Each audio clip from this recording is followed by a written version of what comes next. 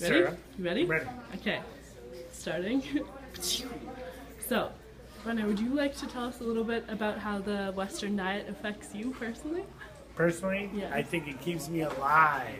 The Western diet? Yes, it does. I eat beef. Well, I don't eat a lot of beef. I only eat it about once a week, maybe. If I'm lucky. Chicken about once a week. I eat, a smaller portion than I used to eat. I used to eat a lot more beef, but I've cut down because it's a little less, I think the price has gone up, and it's also, it just doesn't feel, I just don't crave it like I used to crave. I eat a lot more veggies. I eat a lot of green stuff, a lot of beans and rice. I just don't think that we need to have quite as much beef in our diet. And if we did, we could raise it all right here in the United States or North America. We wouldn't have to go to cut down tropical rainforests. If we raised it right on grass, we wouldn't have to raise as much. We would have higher protein, less fat. We don't need the fat. We need the protein. Protein is good. Fat is bad. Carbs are bad. And what would you say about the health epidemic that is striking the U.S.? Do you think that is related to the Western diet that's so heavy in the animal products? Obesity? Yeah. You mean, is that what you're talking like about? the general the health epidemic, heart disease, liver failure, all of the things that can be connected to diet. Well, I think it has to do with fat and sugar. Sugar and fat. The corn syrup is a killer, man. Yeah. The corn, we don't really need to eat all that corn syrup. We don't need corn syrup and everything.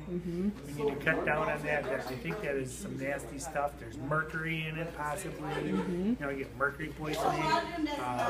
You get brain dead kids already. We don't need any more brain dead kids.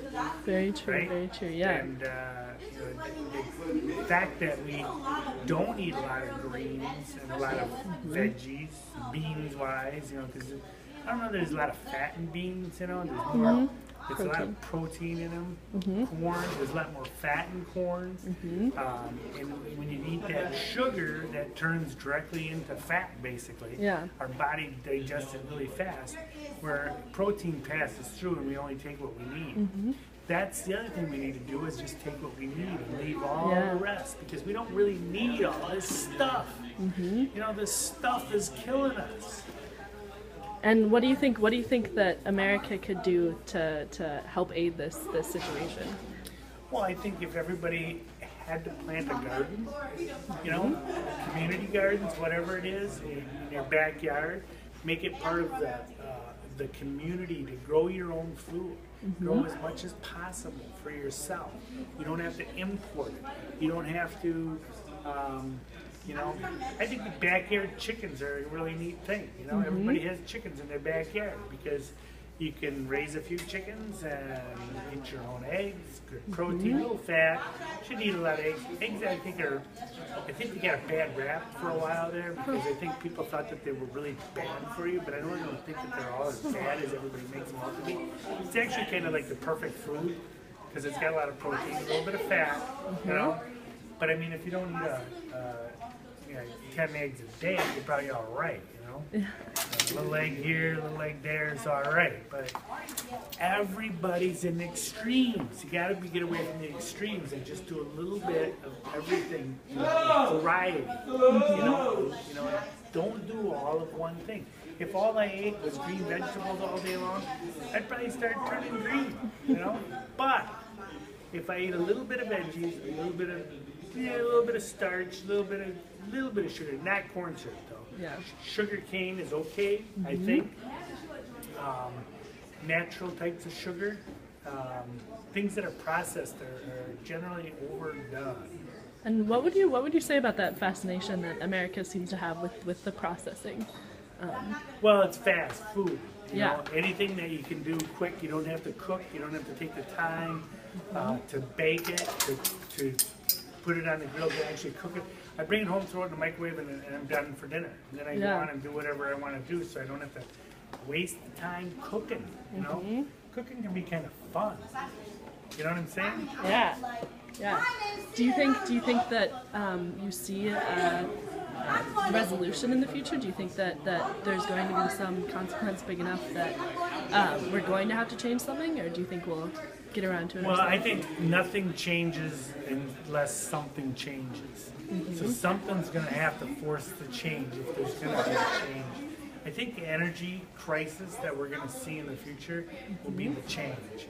It won't be until we pump the last barrel of oil on the ground that things will change. Because, you know what, the other thing that you haven't talked about is basically beef and corn relates to how much oil we produce, okay?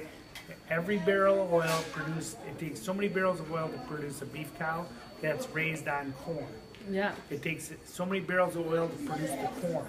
So there's a definite relationship between the corn and the oil, and if you're raising beef or pigs or whatever you're raising on that corn. But you're not naturally, those beef cattle don't really naturally eat all corn.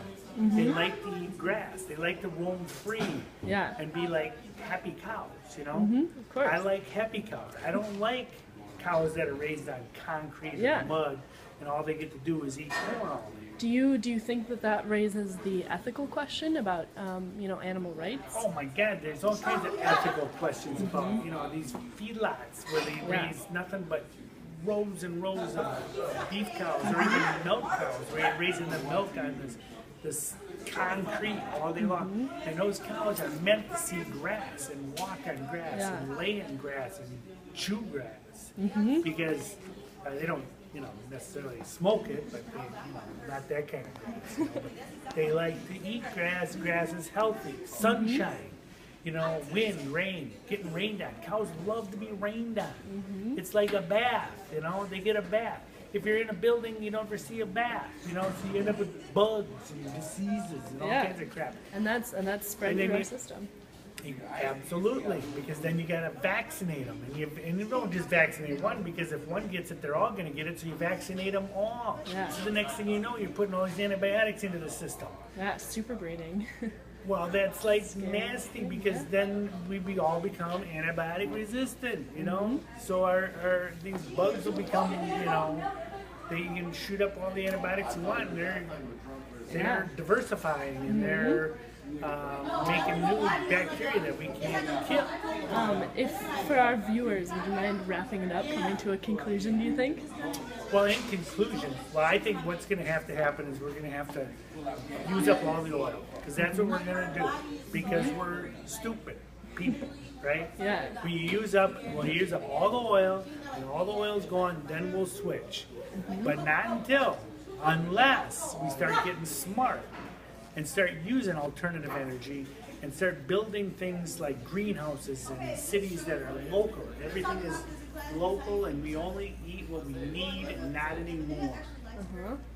Don't be greedy. We don't need all this stuff. If we took all the money that we buy spend on stuff and put it into infrastructure to build a decent city, or places where people live with greenhouses and local gardening and transportation, so you don't have to burn up all this carbon and all these fossil fuels, and just live in harmony. Even in a city with a lot of people, you can do it. But we got to get smart, and there's countries that do it, but we're not one of them, because we like our stuff. Got to have all that stuff, more junk and more things. Yeah, it's very materialistic, and that definitely shows in our nutrition. I know.